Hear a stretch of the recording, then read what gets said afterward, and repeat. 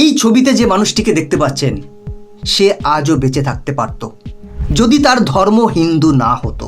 কারণ যে নরপিচাসরা তার সামনে বন্দুক তুলে দাঁড়িয়েছিল তারা তার রাজ্যের নাম জানতে চায়নি, তার ভাষা কি জানতে চায়নি, জাত কি জানতে চায়নি, এইসবের তোয়াক্কা করেনি। তারা একটাই প্রশ্ন করেছে, তুই কি হিন্দু? আর এই প্রশ্নের উত্তর হ্যাঁ শোনার পরই গুলি, নিমেষের মধ্যেই বুক ঝাঁঝরা। কোনো দয়া নেই, কোনো করুণা নেই, কোনো মায়া নেই, কোনো মানবতা নেই, যেন মানুষ নয় পশু শিকার চলছে। মঙ্গলবার দুপুর 3টে নাগাদ জম্মু কাশ্মীরের পর্যটন প্রিয় পহেলগাঁওয়ে যা ঘটনা ঘটল তা শুধু একটা হত্যাকাণ্ড নয়, এ এক ভয়ঙ্কর ঘোষণাপত্র, গোটা মানবতার মুখে চপেটাঘাত। এই ঘটনার অভিঘাত ভারতের সংহতি এবং এক দেশ এক জনগোষ্ঠীর ধারণার উপর এমন এক প্রশ্নচিহ্ন এঁকে দিয়েছে যার উত্তর হয়তো কখনো মিলবে না। এখনো পর্যন্ত 26 জনের মৃত্যুর খবর এসেছে এবং আশঙ্কা করা হচ্ছে এই সংখ্যা আরও বাড়তে চলেছে। কিন্তু কি কারণে এই মৃত্যু? কিভাবে এত মানুষের প্রাণ গেল? এই ভয়াবহতার বিবরণ জানলে আপনার গায়ের লোম খাড়া হয়ে যাবে। সব থেকে বড় কথা, এই নির্মম নৃশংস হত্যাকাণ্ডের দায়ভার কার? এরকম পরিস্থিতিতে ভারত সরকারই বা কি করছে? কেনই বা তারা এখনো নীরব? বন্ধুরা, সমস্ত বিষয়টা নিয়ে ডিটেলে আলোচনা করার চেষ্টা করব আজকে, তাই সাথে থাকুন। নমস্কার, আমি গৌতম আছি আপনাদের সাথে। আজকের ভিডিওটা একটা ভীষণ সিরিয়াস ইস্যুকে নিয়ে।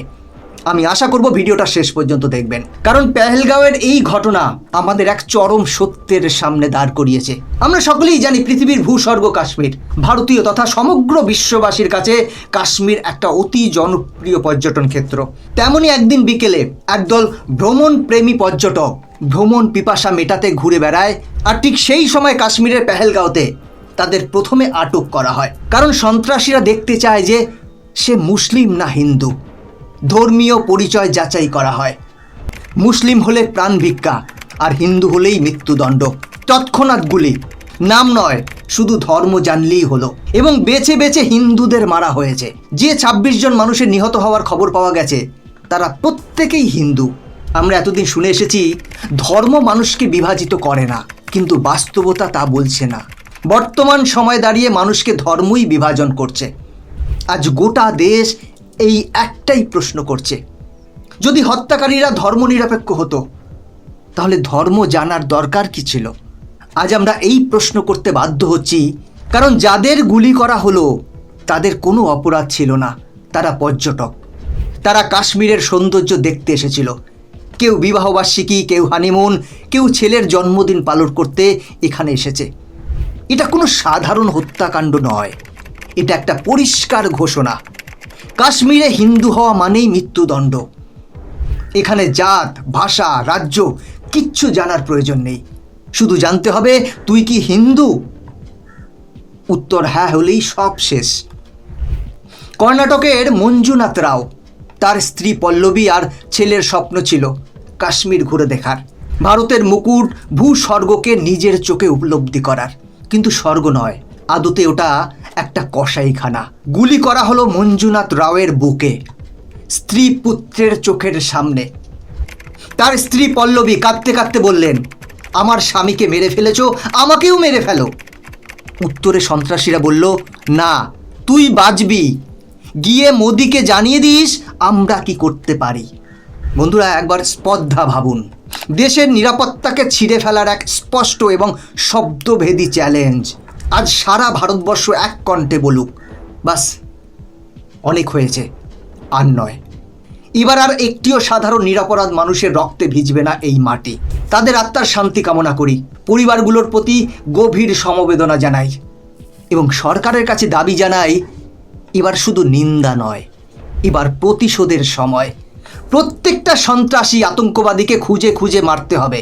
রেজিস্ট্যান্স ফ্রন্ট নামে একটি জঙ্গি সংগঠন এই হামলার দায় স্বীকার করেছে। এটি পাকিস্তানের লস্করি তৈবার একটি সহযোগী সংগঠন বলেই জানা গেছে।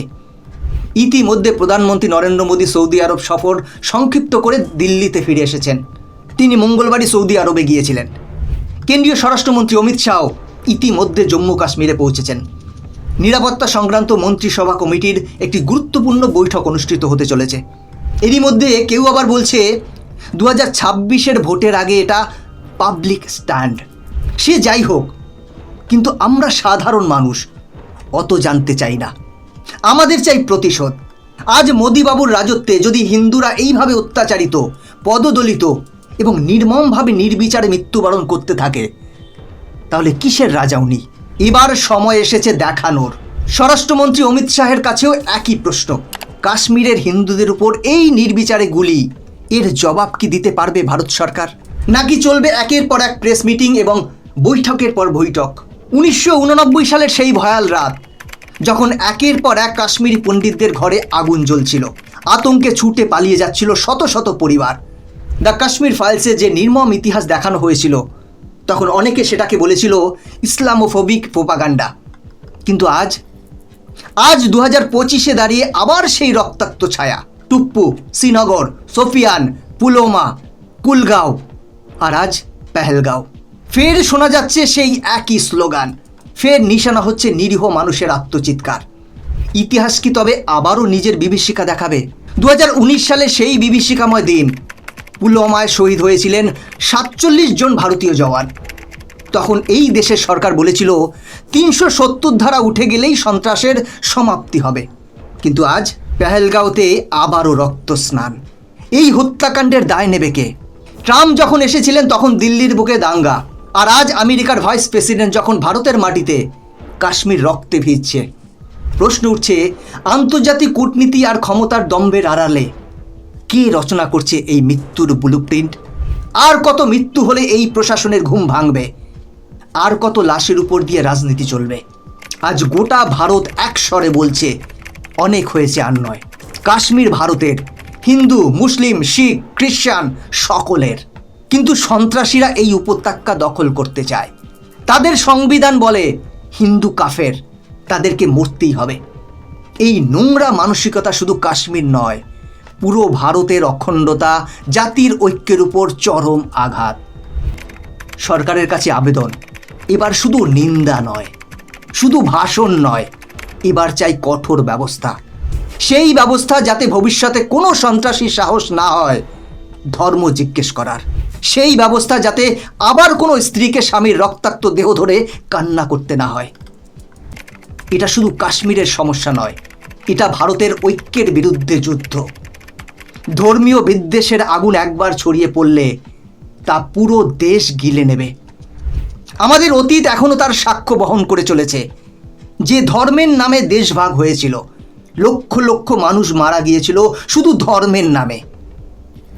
আজকে আবার সেই দিকে এগোচ্ছে দেশ।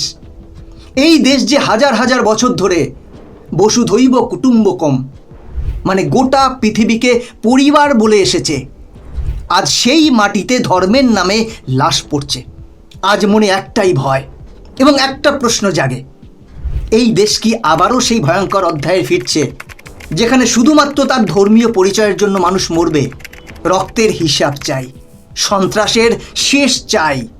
এই নৃশংসতার বিরুদ্ধে যারা নীরব, তাদেরও জবাবদিহি করতে হবে।